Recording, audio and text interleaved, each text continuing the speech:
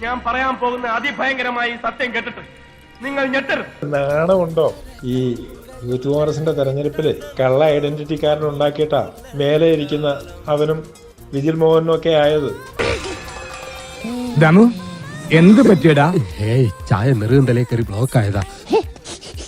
അത്ര അന്തസ്സൊന്നും ചമയണ്ട.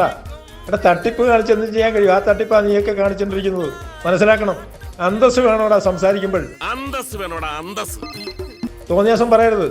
ഇതൊക്കെ മനസ്സിലടക്കിക്കൊണ്ട് മുന്നോട്ട് പോകുന്നവരാ ഞങ്ങള്.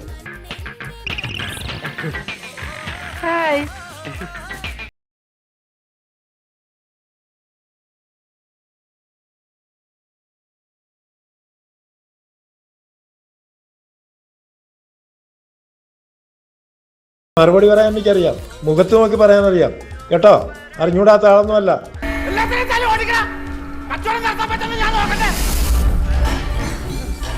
വിജിൽ മോഹൻ അത്ര വലിയ ആളൊന്നുമല്ല. യൂത്ത് കോൺഗ്രസിന്റെ ജില്ലാ പ്രസിഡന്റായി. ഇവിടുന്ന് പിടിച്ച പണത്തിന്റെ കണക്കറിയാം. എവിടെയാ? വയനാട്ടിലേക്ക് കൊടുക്കാൻ. ബാക്കി ഇനി പിന്നെ പറഞ്ഞു തുടങ്ങാം കേട്ടോ.